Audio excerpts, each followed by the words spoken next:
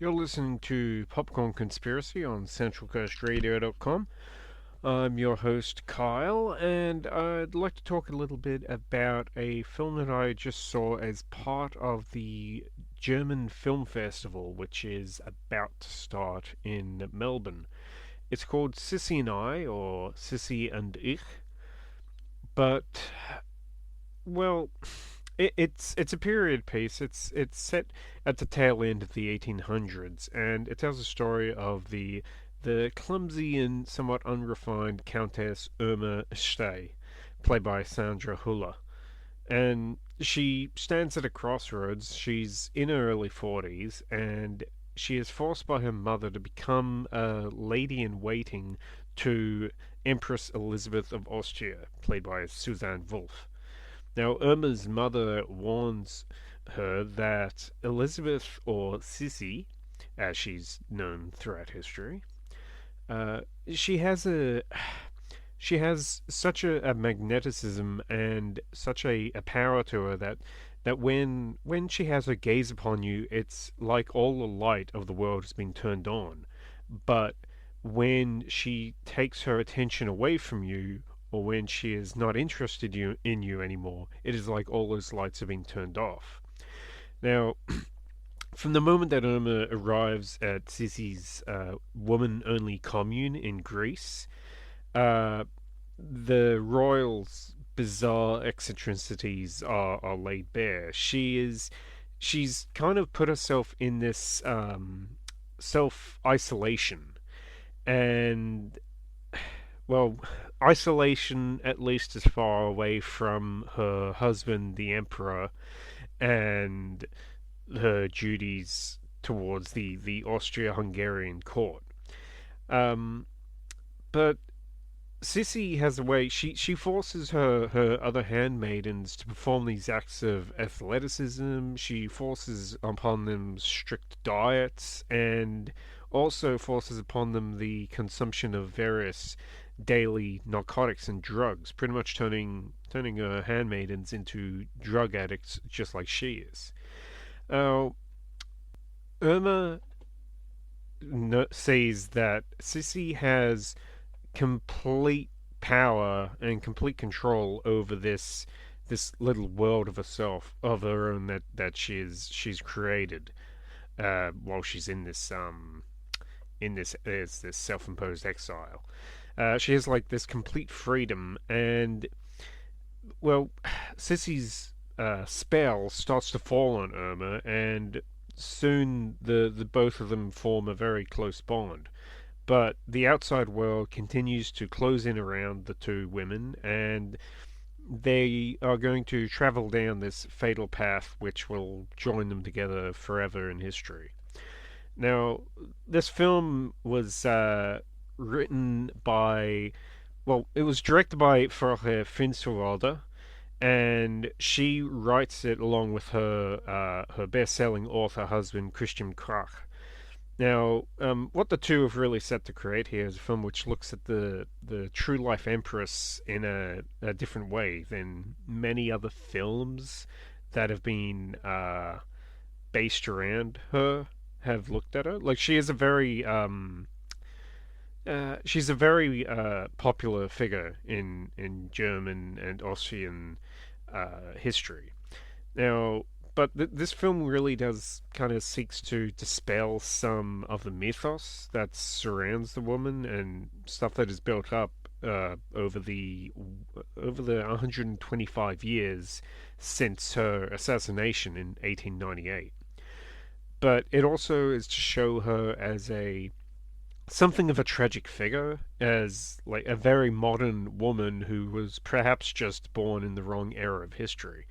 Now, I admit that I personally I was completely uneducated on Empress Elizabeth. Like, um, whether it be the true historical figure or the romanticized Sisi of the stage and the silver screen, the movies and the plays and theatre and all that stuff that's been based around her. There's even a really popular trilogy of movies about her that pretty much has influenced a lot of people's view of her as a historical figure.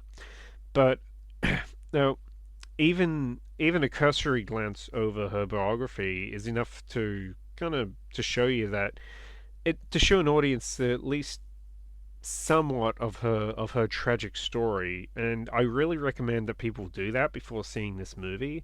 And I say that up front because I feel that something is really lost viewing this movie as I did with complete ignorance of the historical record or any kind of record of this character whatsoever, because there's a lot of context which I think Finsterwalder she omits in her film. To the uninformed viewer, such as myself, Sissy she really comes off as something like a full-grown spoiled brat, like that's been granted way too much power. Now, but the point is that this story it's set at a point in time after she had faced a mountain of personal hardships, deaths of her children, deaths of her sisters, and I think one of her children was involved in a murder suicide as well. It's all these things, and as well as her kind of her indoctrination into the court itself, which was just completely seems to have been completely against what she was like as a character, something that she was at all comfortable with being. It all leads to her. It all led to her becoming a much more reclusive and kind of peculiar character at this point in her life. And well, the relationship that grows between Sissy and Irma is an interesting one. I think viewing it like this because their relationship is something kind of like a pop star kind of grooming a young fan.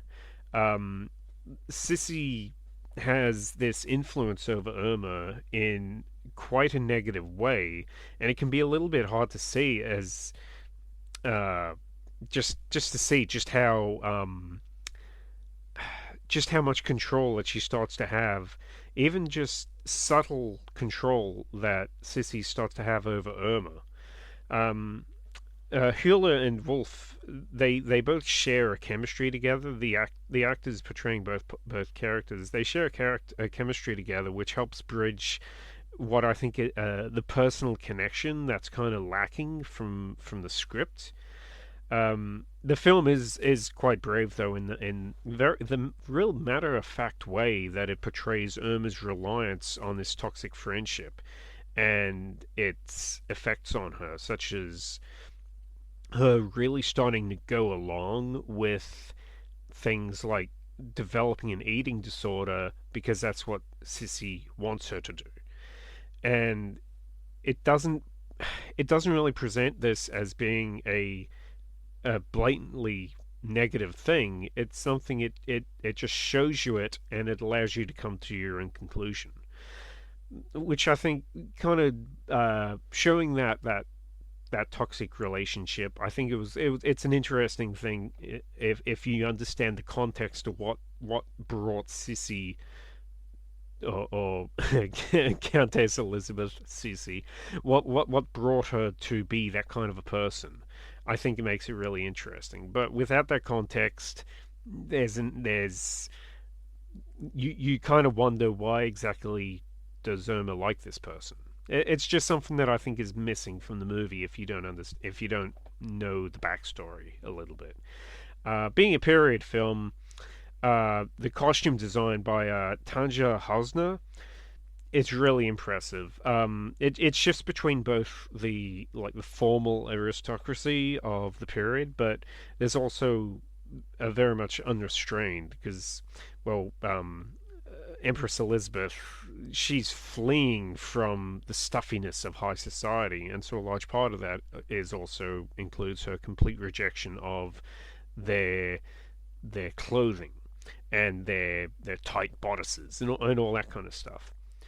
Um, Keeping with also some untraditional takes on the subject matter would be the film's soundtrack, which it features songs from exclusively female artists, and the soundtrack it includes interesting use of rock, pop, alternative, and folk music that you wouldn't really hear in a period film very often.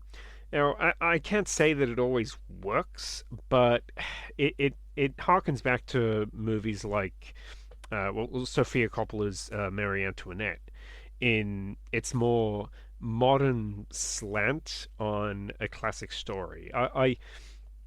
To be honest, I think that the music could be completely replaced, and it has a very modern soundtrack, but the actual picture itself, the film itself, is very much in keeping with the Sense and Sensibility, the period type of movie. So that's why I say I'm not too as interesting as the music is. I did like all the music in the movie.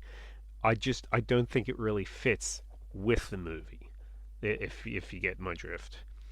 Now, yeah, the Sissy Night. It's in the times. It's harder. It's a movie that's hard to watch. It's a story about this extremely like negative, toxic, parasocial relationship between these two women, and from the beginning, Irma is told that this friendship is a largely one-sided affair, and yet it's still quite heartbreaking to watch it play out. But the two stellar performances by Hula and Wolf, they elevate what is both a film that seeks to tear down fake history while kind of telling a few little porcupines of its own.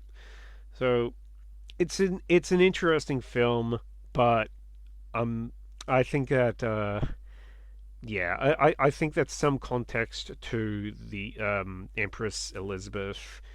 I think a bit of context is needed to really appreciate the story that it's trying to tell, and even a little bit of an understanding of how the woman was assassinated too would I think it would help understand.